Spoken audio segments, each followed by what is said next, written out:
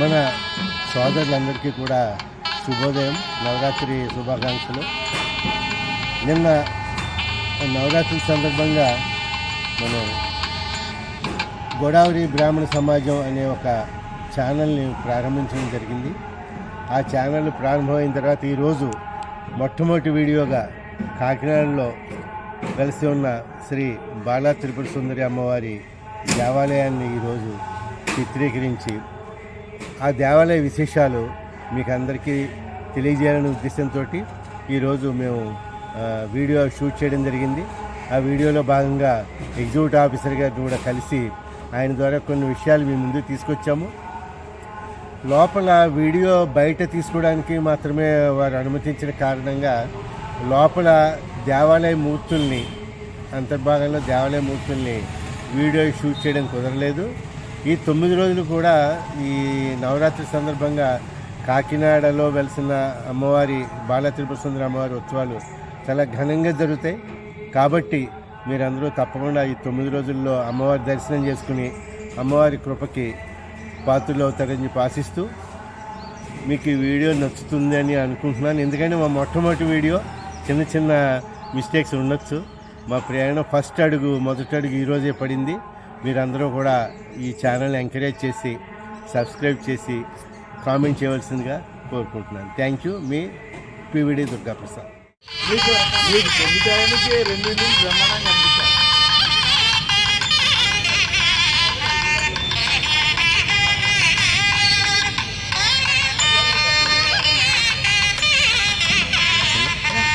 ఈరోజు నుంచి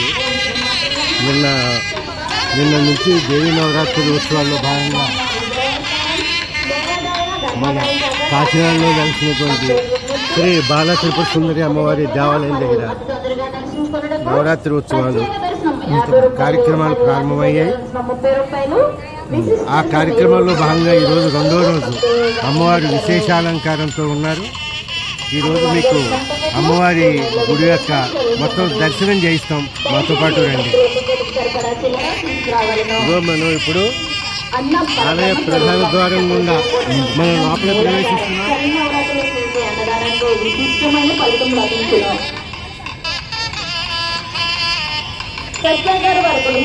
అమ్మవారిని అన్నదానానికి 200 రూపాయలు విరాళంగా ఇస్తున్నారు.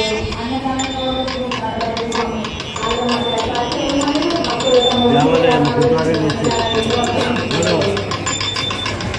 లోపలికి రావడం జరిగింది. ఎదురుగుండా మీకు కనిపించే ధ్వజస్తంభం అమ్మవారికి ఎడం వైపున ప్రదక్షిణగా వెళ్తున్నాం. దేవాలయం చుట్టూ ప్రదక్షిణగా వెళ్తున్నాం.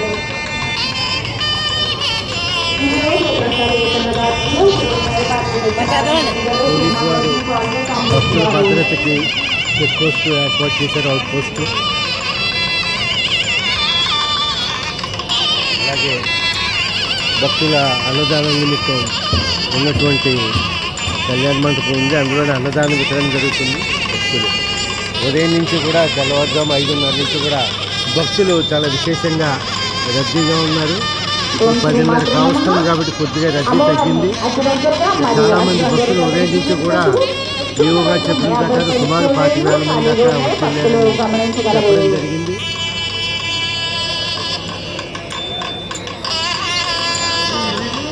ఆలయాన్ని ఎంతో సుందరంగా అలంకరించారు. చక్కటి శామ్యానాలతోటి, రంగురంగులతోటి దేవాలయం అంతా కూడా పుష్పాలతో అలంకరించారు. దేవాలయ ప్రాంగణం అంతా కూడా మీరు చూడొచ్చు. అలాగే భక్తుల సౌకర్యార్థం 20 రూపాయలు, 30 రూపాయలు, 10 రూపాయలు ఉచిత దర్శనం ఇలాగ అన్ని రకాలుగా భక్తులకు వీలుగా ఏర్పాటు చేయడం జరిగింది. Ticket counter. ఇప్పుడు మనం ఆలయం చుట్టూ ప్రదక్షిణగా వెళ్తున్నాము. ఆలయం వెనకాల కనిపించేది కళ్యాణ మంటపం. అక్కడ వివాహాలు చేసిన వాళ్ళు ఉంటే ఆయన కళ్యాణాలు చేసుకోవచ్చు. అదేవిధంగా అమ్మవారికి ఏమన్నా కళ్యాణ కార్యక్రమాలు కూడా ఇక్కడ జరుగుతూ ఉంటాయి. ఇప్పుడు మనం మెల్లిగా ఆలయ వెనుక భాగానికి వచ్చాము. ఈ కుడివైపున ఉన్నది వినాయక మందిరము. ఈ దర్శనం అయిన తర్వాత మరలా కుడివైపునే వచ్చే చిన్న దేవాలయం ఉంది. అది కార్తికేయన స్వామిది, సుబ్రహ్మణ్య స్వామి దేవాలయం అది. అలాగే మనకి ఎడమవైపున ఒక కళ్యాణ మండపం కనిపిస్తుంది కదా, ఇక్కడ గోపాలకృష్ణుని విగ్రహము, అలాగే అయ్యప్ప స్వామి విగ్రహము, అవన్నీ కూడా దేవతామూర్తుల దర్శనం ఉంటుంది. అలాగే మనం దాటి కొంచెం కుడివైపుగా చూస్తే అక్కడ గోశాల ఉంది, లోపల గోవులు ఉన్నాయి, గోశాల ఉంది. ఆ గోశాల నుంచి కుడివైపుగా వస్తే కొంచెం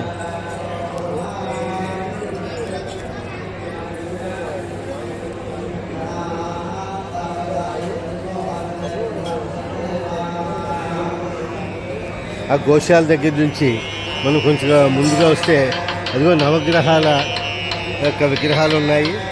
భక్తులందరూ కూడా నవగ్రహాలకి నవగ్రహాలు నీటితోటి చేస్తున్నారు, అభిషేకం చేస్తున్నారు. అక్కడి నుంచి మనం ఇలా కుడివైపుగా ప్రదక్షిణలోనే వెళ్తుంటే దేవాలయం ఒక పరిభ్రమణ పూర్తవుతుంది. పైన మీరు మూర్తులు, దేవతామూర్తులు చూస్తున్నారు కదా, అమ్మవారి యొక్క అన్ని రూపాలు కూడా పైన ఎంతో సుందరంగా చెక్కబడి ఉన్నాయి. అమ్మవారి 18 రూపాలు ఉంటాయి. అదేవిధంగా మనకి ఎడమవైపుగా ఉన్నటువంటి దేవాలయము ఆంజనేయ స్వామి దేవాలయం, ఆంజనేయ స్వామి దేవాలయం ఉంది. అమ్మవారి దర్శనం అయిన తర్వాత ఈ ఆంజనేయ స్వామి దేవాలయానికి భక్తులు పరిభ్రమణలో భాగంగా వస్తారు. ఇక్కడ ఆంజనేయ స్వామి దర్శనం చేసుకుంటారు.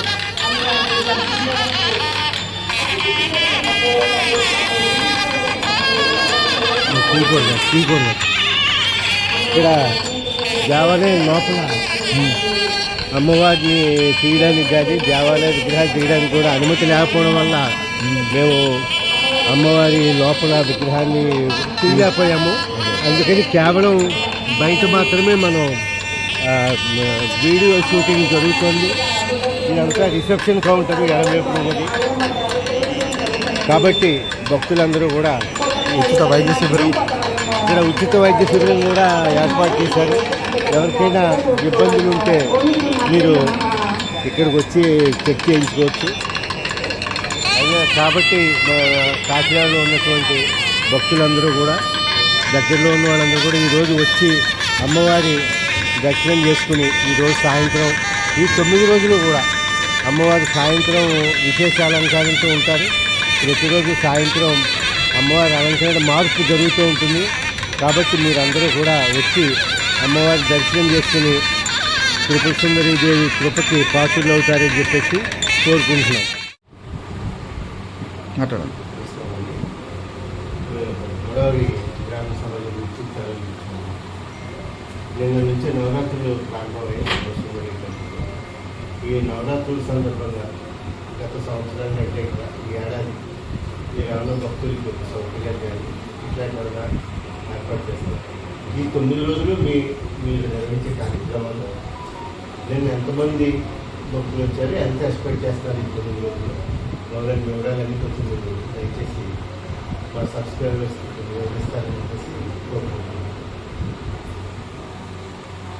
ఓం శ్రీ మాత్రే నమః. ఈ కాకినాడ పట్టణంలో వేయించేసి ఉన్నాను బాల త్రిపుర సుందరి అమ్మవారి దేవస్థానం అత్యంత పురాతనమైన ప్రతిష్టాత్మకమైన ఆలయంగా విరాజిల్లుతుంది.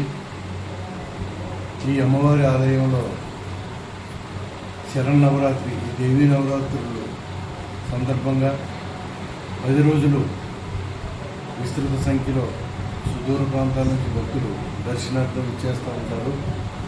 ఊరిని కోరికలు నెరవేర్చే చల్లని తల్లి జగన్మాత బాలా త్రిపుర సుందరి అమ్మవారిని దర్శనార్థం అందరూ విదేశాల నుంచి కానీ, ఇది ఒక కాకినాడలోనే కాదు జిల్లాలోనే ప్రతి ఒక్క ఇంటిలో ఒక తిరునాళ్ళుగా ఒక ఉత్సవంగా నిర్వహించుకుంటూ, ఇదే సమయంలో పిల్లలందరికీ కూడా దసరా సెలవులు ఉండటం, వీళ్ళందరూ కూడా రావడం దర్శించుకోవడం చేస్తూ ఉంటారు. అదేవిధంగా ఈ సమయంలో విస్తృత సంఖ్యలో వచ్చే భక్తులను దృష్టిలో పెట్టుకుని వారికి ఏ విధమైన అసౌకర్యం కలగకుండా సులభ పద్ధతిని దర్శనం ఆచరించే విధంగా వారికి 4 రకాలు క్యూ లైన్లు ఏర్పాటు చేయడం, ఉచితంగా 20 రూపాయలు, 30 రూపాయలు, 50 రూపాయలు లైన్లు సులభంగా వెళ్ళే విధంగా ఏర్పాటు చేయడం జరిగింది. అదేవిధంగా ప్రతి ఒక్కరికి మంచినీరు, కొంచెం ఎండ వేడి ఎక్కువగా ఉంది కాబట్టి మంచినీరు ఏర్పాట్లు, పిల్లలకి పాలు అటువంటి ఏర్పాట్లు, అదేవిధంగా ఉచిత ప్రసాదం, అదేవిధంగా అన్నప్రసాదం కూడా రాత్రి పూజ అనంతరం రాత్రి టైంలో అన్నప్రసాదం కూడా ఇవ్వడం జరుగుతుంది. సుమారు ఉదయం ప్రాతకాలం నుండే మా అర్చక స్వాములు వారి వేద మంత్రోచ్చారణల మధ్య అమ్మవారిని మేల్కొల్పు, అదేవిధంగా అభిషేకం, అదేవిధంగా హోమం, చండీ హోమం, ముఖ్యంగా చండీ హోమం మొదలైన కార్యక్రమాలు ఉదయాన్నే చేయడం, కుంకుమ పూజ ఇవన్నీ చేసిన అది ఉదయం ఇంచుమించుగా ఈరోజు మా అర్చక స్వాములు 4:30కు అమ్మవారికి పూజాది కార్యక్రమాలు నిర్వహించారు. నిన్న కూడా ఈ 3వ తారీఖు నుంచి మొదలైన శరన్నవరాత్రి మహోత్సవాల్లో ఈరోజు 2వ రోజు, అదేవిధంగా 12వ తారీఖు వరకు ముగింపు, దశమి రోజుతో ముగుస్తాయి. ఈ టైంలో అర్చక స్వాములు చేసే కార్యక్రమాలు అద్భుతంగా, అమ్మవారి అలంకరణ ఈ 9 రూపాయల్లో కూడా చేసే అలంకరణ అద్భుతమైనది. అది వారు పూర్వీకుల నుంచి కూడా ఆచారంగా వస్తుంది. అటువంటి అలంకరించి అమ్మవారిని చూపించడం వారు గిట్ట వారికి వారే చాటి. అదేవిధంగా సాయంత్రం నవనవార్చన కార్యక్రమం ఉంటుంది. ఈ నవనవార్చన కార్యక్రమంలో సుమారు 15-16 జంటలు దంపతులు దేవాలయంలో అమ్మవారి ముందు ఆసీనులై అక్కడ పూజ నిర్వహించుకుని అమ్మవారి తీర్థప్రసాదాలు, అదేవిధంగా ముఖ్యంగా అమ్మవారికి దేవాలయంలో విశిష్టత ఏంటంటే తీర్థం ఈ 10 రోజుల్లో కూడా తీర్థం ఇచ్చే తీర్థానికి ఎంతో ప్రాచుర్యం ఉంది. ఆ తీర్థం తీసుకుంటే అనారోగ్య బాధలు తొలగిపోతాయని పూర్వీకులు చెప్తా ఉన్నారు. కావున ఆ తీర్థానికి కూడా అంత వాల్యూ ఉండి పెద్ద ధనవంతులు కూడా వచ్చి ఆ తీర్థం కోసం, అమ్మవారికి ప్రసాదం కోసం వెయిట్ చేసి వారు తీసుకుంటూ ఉంటారు. అదేవిధంగా రాత్రి అయ్యేసరికి పూజ కార్యక్రమం పూర్తయ్యేసరికి సుమారుగా 1 గంట సమయం, రాత్రి నేను చూశాను 1 గంట సమయం అయింది. అప్పుడు ఇంచుమించుగా 2,000 మంది భోజనానికి ఉన్నారు. ఎండు తర్వాత కూడా అమ్మవారి అన్నప్రసాదంలో పాల్గొనాలి, తరించాలనే ఉద్దేశంతో కార్యక్రమానికి వెయిట్ చేస్తూ ఉన్నారు. కావున ఈ అమ్మవారి ప్రతిథి ఏంటన్నది అందరికీ తెలిసిందే. అదేవిధంగా ముఖ్యంగా ఈ కార్యక్రమాలన్నీ కూడా మా స్థానిక శాసనసభ్యులు శ్రీ వనమాడి వెంకటేశ్వరరావు గారి సూచనలు, సలహాలు, సహకారంతో ప్రతి విషయంలో కూడా ఆయన మాకు ఇక్కడ జరిగే ప్రతి ఒక్క కార్యక్రమాన్ని, ప్రతి ఒక్క విషయాన్ని కూడా ఆయన డైరెక్ట్ చేస్తూ, ఇందులో మేము చేసే కార్యక్రమాల్లో పొరపాట్లను సరిదిద్దుతూ వేరే కార్యక్రమాలు, ఇంకా చేయాల్సిన కార్యక్రమాల మీద ప్లే ఆఫ్ యాక్షన్ కూడా చేస్తూ ముందుకు తీసుకెళ్తా ఉన్నారు. అదేవిధంగా గ్రంథి బాబ్జీ గారు, ఆయన మిగిలిన సభ్యులు, అదేవిధంగా వారు కూడా సహాయ సహకారంతో చాలామంది వచ్చి అమ్మవారి దేవాలయంలో ఈ కార్యక్రమాలు జరిగేటప్పుడు వారి విరాళాలతో అనేక వారి ద్రవ్యాలతో ప్రసాదాలు పెట్టడం, పూల అలంకరణ, ఉచితంగా సాంస్కృతిక కార్యక్రమాలు కూడా నిర్వహించడం.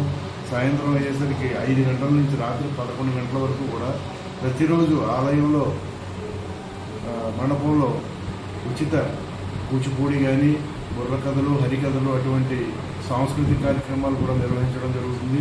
ఇదే సమయంలో వివిధ ప్రదేశాల నుంచి వచ్చే భక్తులకు ఏ విధమైన పొరపాట్లు జరగకుండా పోలీస్ డిపార్ట్మెంటు, రెవెన్యూ డిపార్ట్మెంటు, దేవాదాయ శాఖ, హెల్త్ డిపార్ట్మెంట్తో కన్సల్టేషన్ చేసుకుంటూ, అందరితో సమాయత్తం చేసుకుంటూ ఈ కార్యక్రమాన్ని ముందుకు తీసుకెళ్ళడానికి మేమందరం కూడా నిర్విఘ్నంగా ఈ 10 రోజులు ప్రతి ఒక్క కార్యక్రమాన్ని ముందుకు నడిపిస్తూ ఉన్నాం. అదేవిధంగా టైమింగ్స్ ఏమన్నా మార్చడం జరిగింది అంటే భక్తుల రద్దీ ఎక్కువగా ఉంది కాబట్టి సమయాన్ని పెంచడం కానీ, సాయంత్రం ఉదయం లేదా కంటిన్యూగా దర్శన భాగ్యం భక్తులందరికీ కల్పిస్తున్నారా అని కూడా చెప్పండి.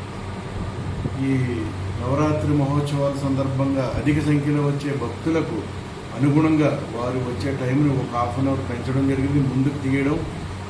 మామూలు కామన్ డేస్లో అయితే నైట్ 8:30-9 కల్లా టెంపుల్ క్లోజ్ అవుతుంది. అదే టైంలో ఇప్పుడు 1 గంట 12:30 వరకు కూడా అమ్మవారి దర్శనం ఇచ్చే విధంగా ఏర్పాటు చేయడం జరిగింది. వచ్చే భక్తులు ఎవరికి ఏ విధమైన అసౌకర్యం కూడా కలగకుండా అందరికీ అమ్మవారి దయ ఉండేటట్టు, కోరిన కోరికలు నెరవేర్చే తల్లి, చల్లని తల్లి, చక్కని తల్లి, ఆవిడ దర్శనం చేసుకుని వెళ్ళేటట్టు కూడా ఈ బాల త్రిపుర సుందరి అమ్మవారిని దర్శించుకునే విధంగా ఏర్పాట్లు అన్నీ కూడా చేయడం జరిగింది. అదే ఈ కార్యక్రమాలన్నింటిలో ముఖ్యంగా మా అర్చక స్వాములు వారు ఈ 10 రోజులు కూడా నిద్రాహారాలు మాని వచ్చే భక్తులందరికీ కూడా దర్శనాలు ఏర్పాటు చేయడం, పూజాది కార్యక్రమాలు విశిష్టంగా నిర్వహించడం కూడా చేస్తూ ఉన్నారు. వాటితో పాటు మా సిబ్బంది, కింద సిబ్బంది స్వీపర్ మొదలు పై వరకు ఉన్న మా దగ్గర ఉన్న సూపరింటెండెంట్, సీనియర్ అసిస్టెంట్ క్యాడర్ వరకు ఉన్న సిబ్బంది అందరూ, అదేవిధంగా బయట నుంచి వచ్చిన డిప్యుటేషన్ స్టాఫ్ కూడా ఎవరికి ఏ విధమైన అసౌకర్యం కలగకుండా దర్శనాలు కానీ మిగిలిన ఏర్పాట్లలో నిమగ్నం అవుతూ ఉన్నారు. ఈ 10 రోజులు కొంచెం మా ఇక్కడ ఉన్నది ఆలయంలో ఉన్న బోత్ రిలీజియస్ అండ్ సెక్యులర్ సిబ్బంది అందరూ కూడా కష్టపడి పనిచేస్తేనే బయట నుంచి వచ్చే భక్తులందరికీ మేము కొంచెం దర్శనం భాగ్యం చేయించగల అవకాశాన్ని కల్పిస్తాం. కాబట్టి మేమందరం కూడా సమాయత్తమై అందరూ కూడా ఏకతాటి మీదకి వచ్చి టైము నిద్ర మాని అన్నీ కూడా చూసుకుని మేము ఈ కార్యక్రమాలన్నీ నిర్వహిస్తూ ఉన్నాం. ఇంకా కూడా అభివృద్ధి చేయాల్సిన పనులు ఉన్నాయి. అన్నీ కూడా స్థానిక శాసనసభ్యుల వారి ఆదేశాల మేరకు మా దేవాదాయ శాఖ ఉన్నతాధికారులు, మా దేవాదాయ శాఖ మంత్రివర్యులు సూచనలు సలహాల మేరకు ఈ కార్యక్రమాలన్నీ త్వరలోనే ఇంకా అభివృద్ధి కార్యక్రమాలు నెరవేరుస్తామని చేపడతామని కూడా ఈ సందర్భంగా తెలియజేసుకుంటున్నాం. ఓం శ్రీ మాత్రే నమః. విన్నారు కదా మీరు, బాల త్రిపుర సుందరి గుడి అమ్మవారి ఈవో గారు వీరజ్ చౌదరి గారు చాలా విపులంగా వారు 9 రోజులు భక్తుల కోసం చేసినటువంటి ఏర్పాట్ల గురించి చెప్పారు. మన కాకినాడ పరిసర ప్రాంతాల్లో ఉన్నటువంటి భక్తులందరూ కూడా ఈ 9 రోజులు అమ్మవారిని దర్శించి పునీతులు కావాల్సిందిగా దేవాదాయ శాఖ తరఫున ఈవో గారు వాళ్ళు ఏర్పాటు చేసే సౌకర్యాలకు అనుగుణంగా మీరందరూ కూడా తప్పక ఈ ఆలయ దర్శనం చేసుకుని ఈ నవరాత్రులు అమ్మవారి కృపకి పాత్రలు అవుతారని చెప్పి కోరుకుంటున్నాం.